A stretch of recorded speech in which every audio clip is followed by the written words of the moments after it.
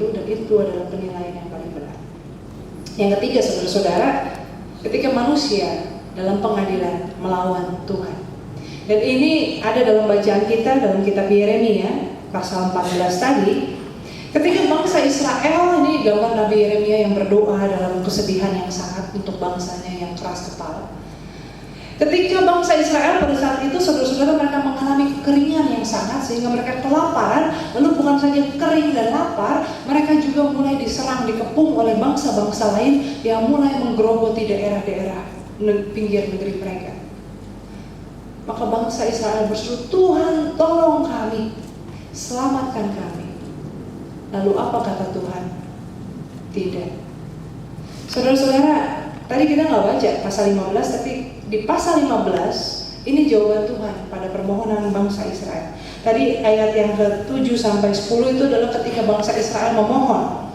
Lalu ayat ke-19 ketika Nabi Yeremia memohon untuk bangsa Israel. Pasal 15 Tuhan menjawab begini. Sekalipun Musa dan Samuel yang berdiri di hadapanku, aku tidak akan berbalik kepada bangsa ini. Usir mereka dari hadapanku. Lalu Tuhan berkata begini, yang ke maut, ke maut, yang ke pedang, ke pedang, yang ke kelaparan, ke kelaparanlah, dan yang ketawanan, ketawananlah. Jadi kurang lebih Tuhan mengatakan yang mau mati, mati aja. Yang mau dibunuh, biar dibunuh. Yang mati kelaparan, biar mati kelaparan. Yang mau ditangkap, biar jadi tawanan. Saudara-saudara, Tuhan menolak bangsa Israel. Bangsa Israel ketika datang kepada Tuhan, mereka berpikir bahwa mereka sedang mengadukan perkara mereka, Israel versus bangsa-bangsa lain. Tapi Tuhan katakan, oh bukan. Ini bukan antara kamu dengan bangsa-bangsa lain. Mereka itu cuma alatku untuk menghukum kamu. Tapi kamu berdosa terhadap aku. Dan ini persis seperti yang menjadi permohonan Imam Eli. Imam Eli, saudara-saudara, ketika dia memohon kepada anak-anaknya yang sebagai imam tapi korup dan curang, Imam Eli memohon begini. Kalau seorang berdosa terhadap orang lain, Allah yang akan mengadili. Tapi kalau seseorang berdosa terhadap Tuhan, siapa yang menjadi perantara baginya? Ya, tadi kita katakan ketika manusia lawan manusia, Tuhan yang akan mengadili. Tuhan yang akan membenarkan siapa yang benar dan menyatakan siapa yang salah. Tapi kalau kita berdosa terhadap Tuhan, siapa yang akan membela kita?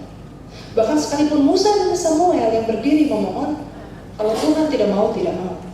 Nah pertanyaannya, saudara-saudara, kenapa Tuhan begitu kejam? Kenapa tidak tergugah hatinya ketika Nabi Yeremia memohon, ketika bangsa Israel berseru? Maka jawabannya adalah pada isi seruan bangsa Israel. Dicatat dalam kitab Yeremia, bangsa Israel berserunya kayak begini. Mengapa Tuhan seperti orang asing hanya singgah untuk bermalam? Mengapa engkau seperti orang yang bingung, seperti pahlawan yang tidak sanggup menolong? Saudara-saudara, apa nada, tone, emosi dari permohonan ini? Kerendahan hati kah? Memohon belas kasihan kah?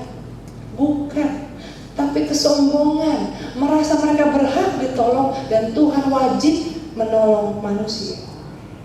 Ini sama seperti mereka mengatakan, Tuhan, kok kayak orang bingung gitu sih? Tolong dong. Tuhan, kok kayak pahlawan yang cemen sih, yang lemah, gak sanggup menolong? Tuhan, kenapa cuma kayak orang yang numpang lewat?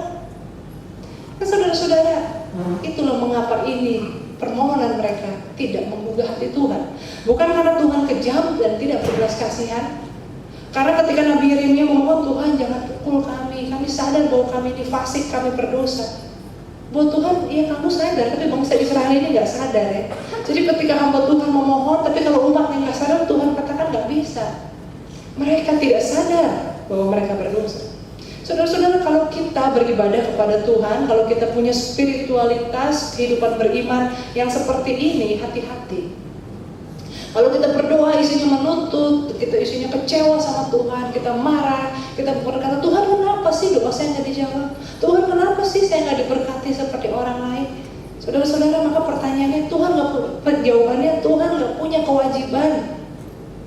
Kalau Tuhan memberkati kita dengan kemurahan, itu bonus.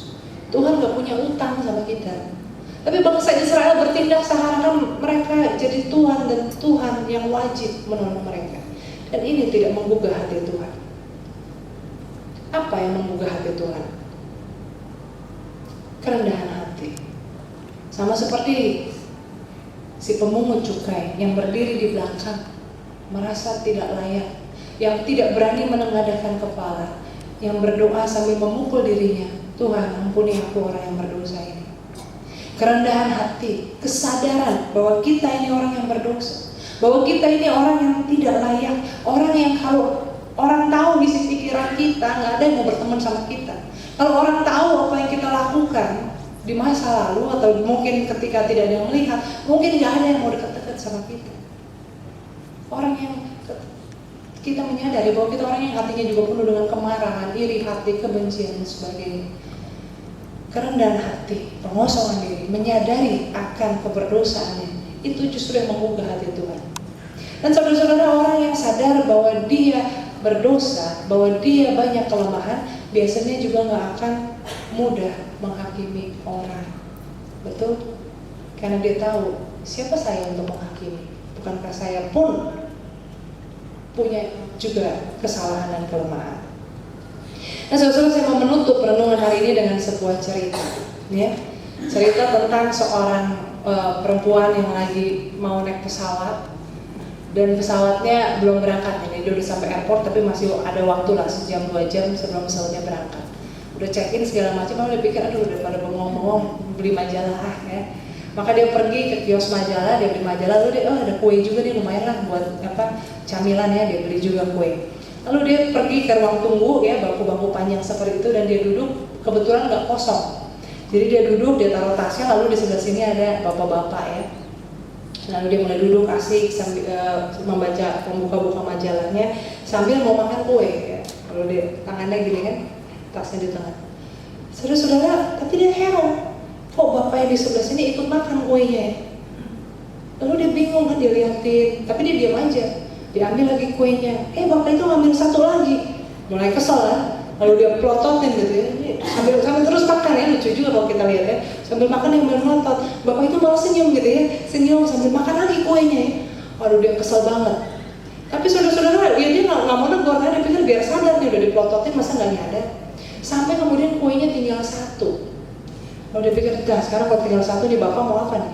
Bapaknya ya karena dipelototin terus, maka bapaknya tuh ketawa tapi grogi gitu ya. Lalu dengan ketawa grogi, bapak itu ngambil kue yang satu, dibagi dua, lalu disodorin ke dia. Waduh, dia marah setengah mati ya. Kurang ajar bener-bener orang yang udah makan kue orang, berani-beraninya sambil cengar-cengir begitu ya. Lalu dia langsung berdiri, nggak banyak ngomong, dia pindah ke tempat lain, dia bawa tasnya. Dia ke tempat lain, dia kesel ya. Pangku tasnya dia udah nggak baca majalah, masukin aja majalahnya ke tas. Dan tebak saudara-saudara dia nemu apa ketika dia buka tasnya? Kuenya. Jadi rupanya sebenarnya kuenya masih ada di dalam tas. Jadi yang dia makan tuh kuenya siapa? Si bapak itu ya. Jadi sebetulnya ya saudara-saudara, bapak itu mungkin mikir ini ada cewek cakep-cakep tapi kok galak amat, agak gila lagi ya, makan kue orang marah-marah gitu. Tapi bapak itu tersenyum saja ya, tidak marah dan sebagainya. Saudara-saudara, demikian juga ya, kalau kita dalam relasi kita dengan sesama, ketika kita menilai, menghakimi, memusuhi orang, jangan dulu, periksa dulu tas, periksa dulu diri kita. Mungkin kita yang salah. Jangan sampai kita menghakimi orang padahal di hadapan Tuhan kita lah yang bersalah. Oleh karena itu, ingatlah perkataan Tuhan. Jangan kau menghakimi supaya jangan engkau dihakimi. Amin.